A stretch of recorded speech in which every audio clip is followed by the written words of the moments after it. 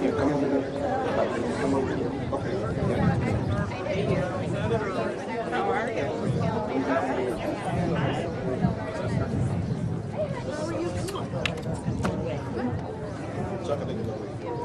Okay.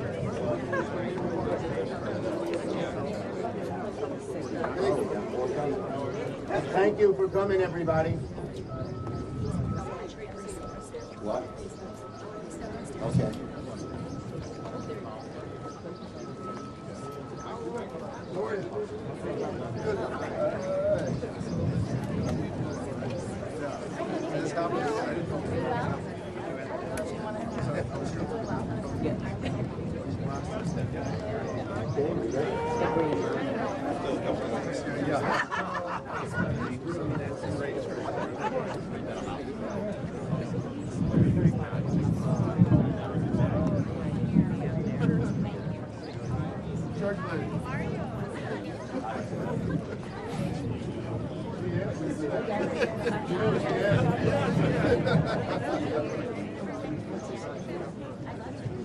Is everyone here? Okay, I want to welcome my Senate colleagues and my House colleagues here today to talk about Trump's first 100 days. Donald Trump's first 100 days can be defined by one big F word: failure. Failure on the economy. Failure on lowering costs. Failure on tariffs. Failure on foreign policy. Failure on preserving democracy. Failure on helping middle-class families. Today's new economic news showed that Donald Trump is running the American economy the way he ran his family business, into the ground. Into the ground. On tariffs, what a failure. It's a policy that's in total chaos. One day says one thing, one day says another thing. Maybe this country has tariffs, maybe this country won't. Even his policy advisors are at a loss to explain what he's doing. And as a result, instead of all of us in the world going after China, China now has allies all over the world going after us. Tariffs, a failure. On costs, Donald Trump said on day one he'd lower costs of American families. They are up and up and up. And the tariffs are making it worse. Costs will go up for about $4,000 for the average American family.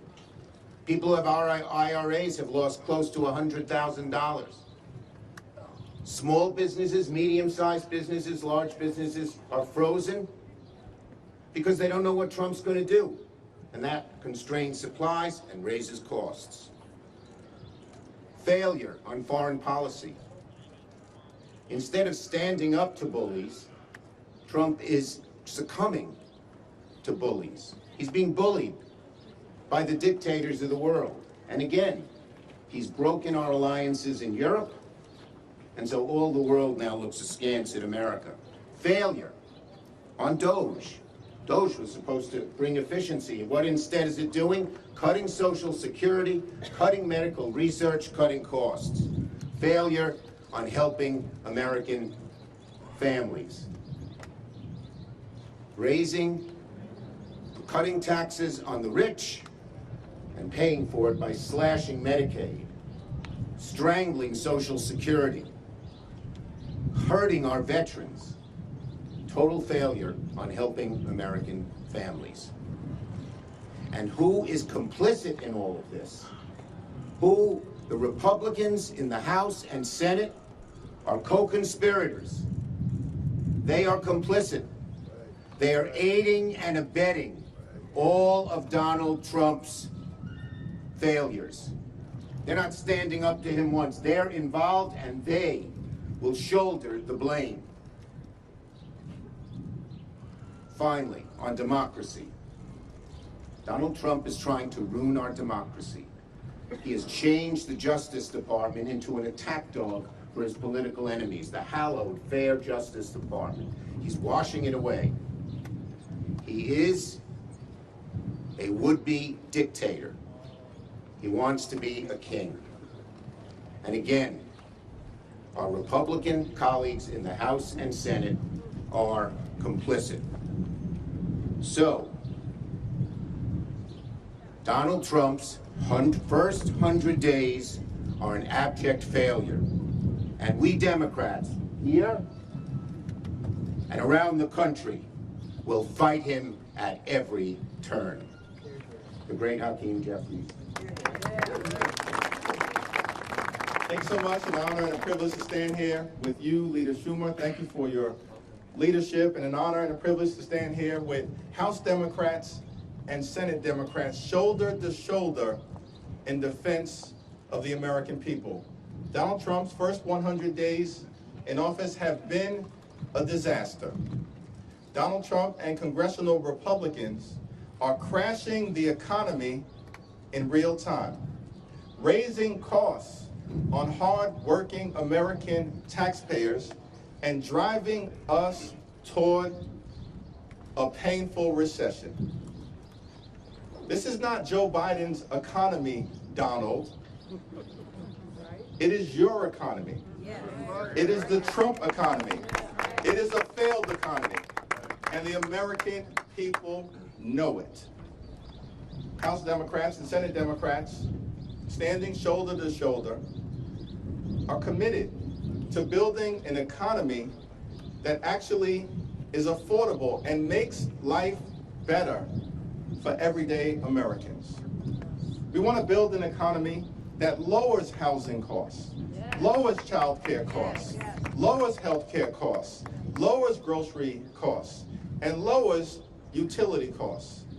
We recognize that far too many people in this country are struggling to live paycheck to paycheck. That should not be the case in the wealthiest country in the history of the world. It's time to build an affordable economy, and it's time to build it now. Donald Trump and congressional Republicans have failed in this task, and they're not equipped to do it because they're focused on enacting massive tax cuts for their billionaire donors like Elon Musk, and they want everyday Americans to pay for it. We are going to continue to stand up to protect Social Security and Medicare. These aren't entitlement programs, they are earned benefits. The American people have paid into those benefits, work hard for those benefits, earn those benefits. They are earned benefits. And let me be clear with our Republican colleagues and Donald Trump, Social Security is not a Ponzi scheme. Project 2025 is a Ponzi scheme.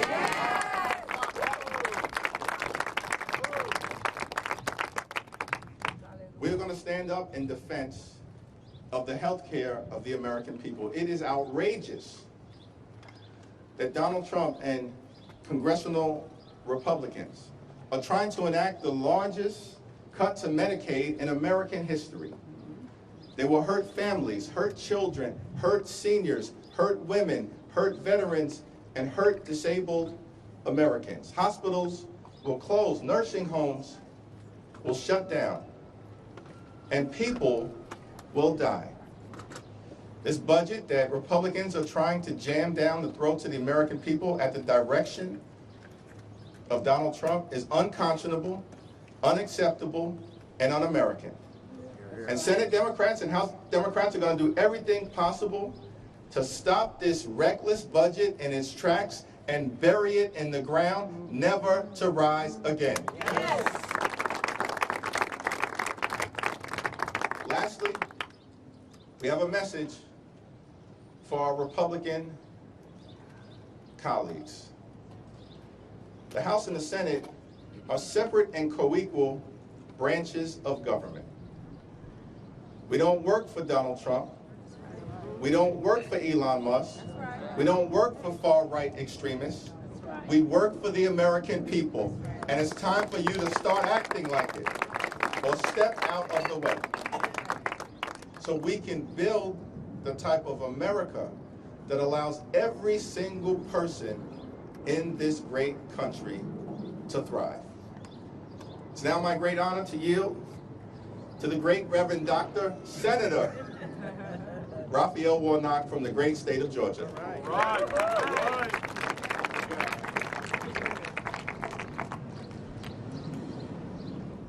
It didn't take us long to see what this Trump administration is all about.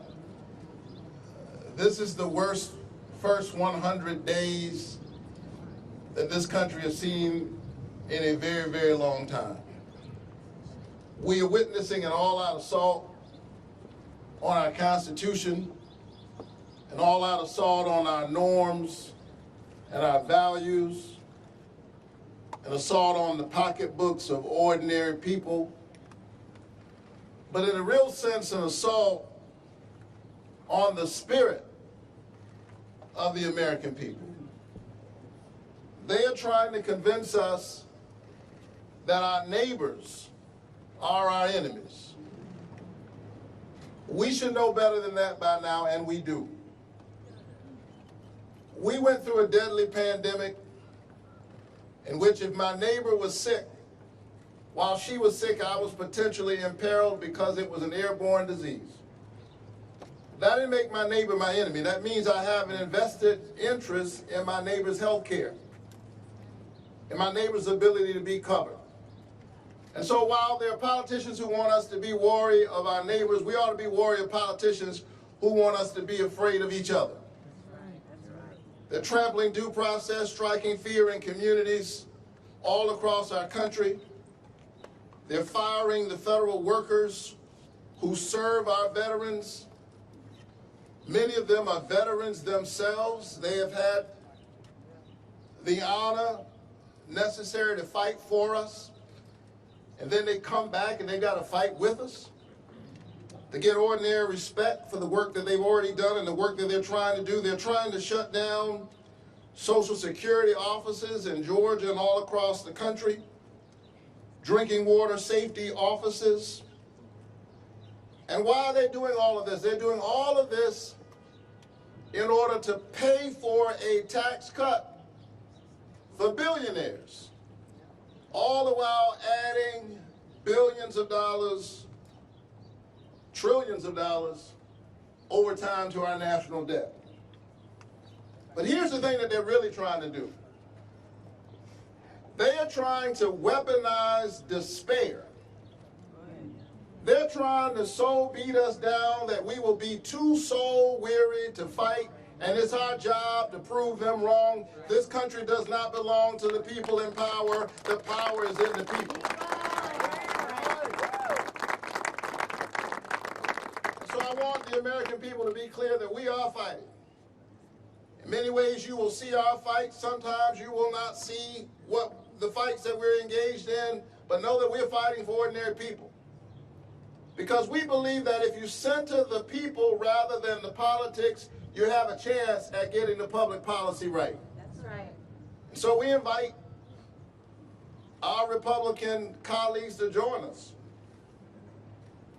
The doors of the church are open. The time is always right to do what's right. It's never too late to be on the right side of history. Yes, that's right. And so we want you to rise up to this moral moment and to recognize that we will not give in to wannabe autocrats who want to convince us that they have already won. If they can convince you that they've already won, then you won't fight. You won't raise your voice. The great Andy Young, who's now in his 90s and is a great source of wisdom for me, tells the story of how after they had passed the Civil Rights Bill into law, Dr. King and his team went to visit with President Lyndon Baines Johnson. Dr. King said to President Johnson, I need a voting rights law.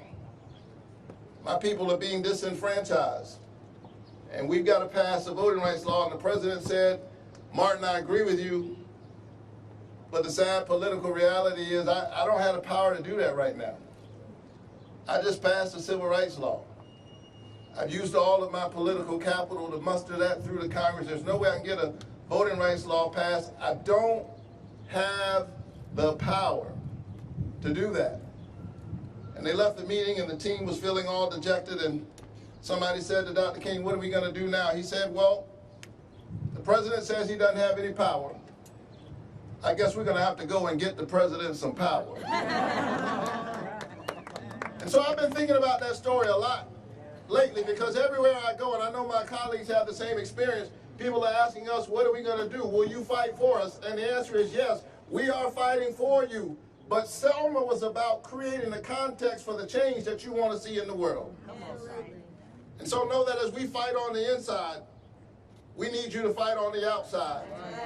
And we will prove once again that this is the United States of America, and at the end of the day, it's the people who have the last word. Love has the last word. Justice has the last word. Righteousness has the last word. And we will continue to fight.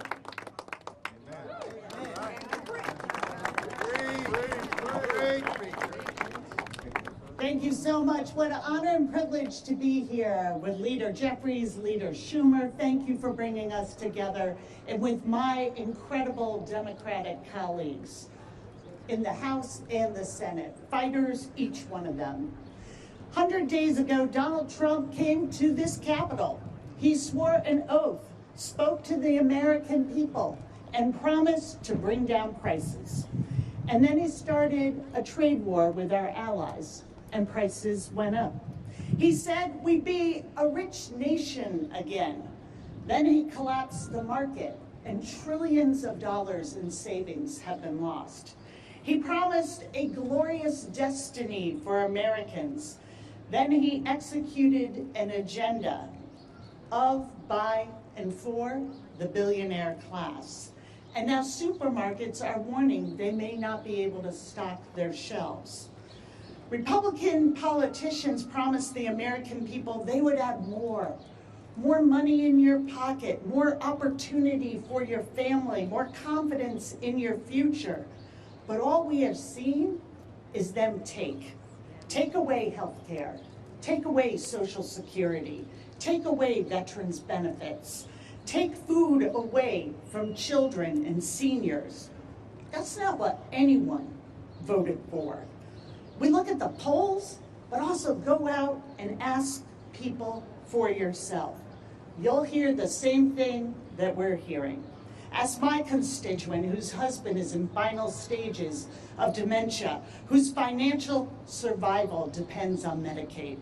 Ask the mom in my district whose son was born with spinal muscular atrophy, a proud college graduate who relies on Medicaid not just to stay alive, but to live a full life. Ask the veterans that I've met in town halls and roundtables and in Dunkin' Donuts across my district. They can't get an appointment at the VA right now, and they are scared and think we have forgotten them. Ask the seniors who cannot get someone to pick up the phone at Social Security. In red, blue, and purple districts, Americans are saying this is not about politics, this is not about an ideology, this is about the fact that politicians are supposed to work for the American people, not the other way around. And we see the Republicans in Congress choosing their careers, their political survival over that of their constituents. Listening to Donald Trump and Elon Musk and their donors instead of their own voters. Their voters are speaking clearly. They oppose tax cuts for the rich. They oppose cuts to Social Security. They oppose cuts to veterans' benefits. They want the representatives they elected to lower their cost of living, to make sure they can afford groceries, go to the doctor, and stay in their homes. Whether or not Republicans are listening to their voters, Democrats are. We see them, and we see a system that punishes those who work the hardest to benefit those who have the most. And we're here to offer a different path. We're here to fight for the America that Americans want, with more opportunity, more wealth, and more power for working families. That is the fight that we're in. That is our commitment to Americans. And I am so proud to be here today and yield to my good friend, the Senator from Delaware, Senator Lisa Blunt Rochester. Thank you, colleagues. All right. Leader Schumer, Leader Jeffries, thank you for gathering us all here today on this beautiful, beautiful afternoon. As a former member of the House of Representatives, and as a new member of the United States Senate, I have to say to everybody, I don't know about you, but when I look back and see this crowd, this is a beautiful sight to behold. Yes. Democrats coming together across the Capitol. So I start off by saying, it's good to see you. It's good to be with you. It's good to be in the fight together. All of us represent millions of Americans across this country, from every single corner of this country. We have constituents who may have different voices, may look different, may have different beliefs, and face different challenges every day. But there are two things that we are united on. One is that we love this country. Get that straight. We love this country. And for so many of our constituents, and for us, we feel a sense of urgency in this moment. 100 days. Some of you may recall, if you know me, that in 2016 I was elected, having never run for anything in my life. And I came to the House of Representatives in the minority. Right, Speaker Pelosi? I was in the minority. I came with Donald Trump. And so for me, this is not new. We made sure that every attempt to repeal, replace, tear up the Affordable Care Act, we did not let that happen because the people did not let that happen. Right. And today, I am here as a United States Senator in the minority, temporarily. I'm gonna say that again, temporarily. And also with Donald Trump. And I have a message to my Republican colleagues. When I first came in, the word was unprecedented, but now the words are uncertain, chaotic, confused, and corrupt.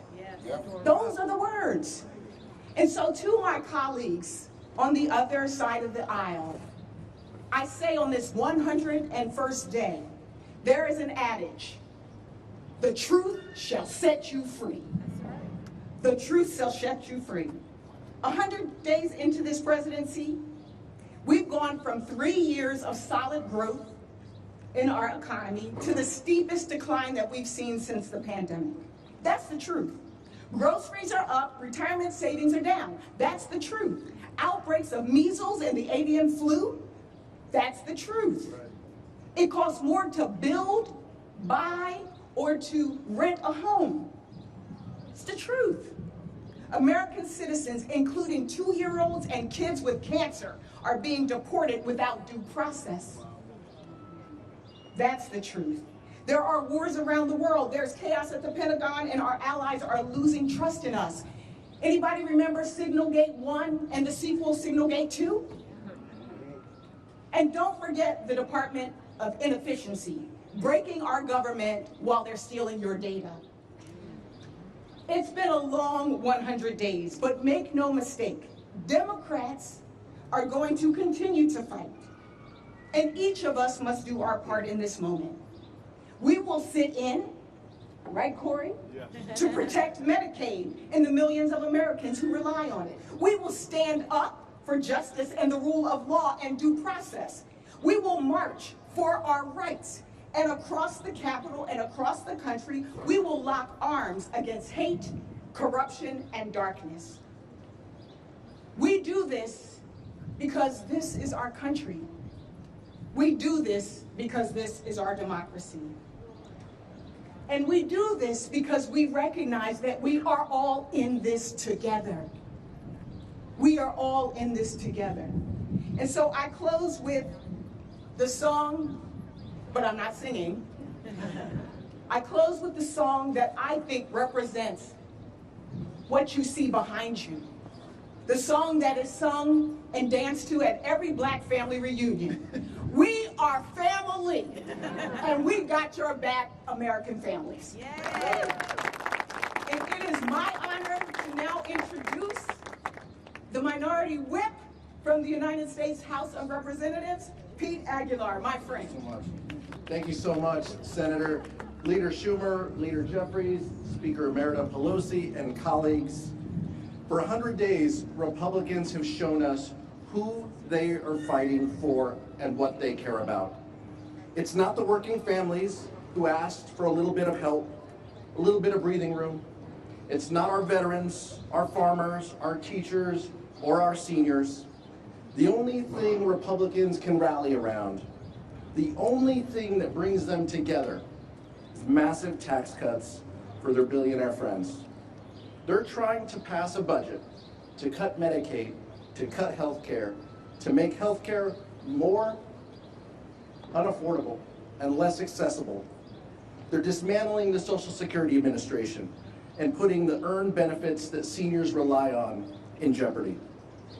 And Trump's reckless tariffs are driving our country towards a recession, which will put hardworking Americans out of work through no fault of their own. In just 100 days, Donald Trump and the Republican majority have broken their promise to lower costs and instead chosen to crash the economy. Their budget bill will only make things worse. Democrats are going to keep the focus on the American people, and the American people are asking for a little bit of breathing room so they can get by. They want to spend a little less of their hard-earned paychecks at the grocery store, at their daycare, or toward rent. We're going to focus on making life more affordable, making life easier for everyday Americans in these next 100 days, and at every turn until we flip the House and we flip the Senate and we put a check on the Trump administration's reckless economic policies. Thank you. Thank you for coming, everybody.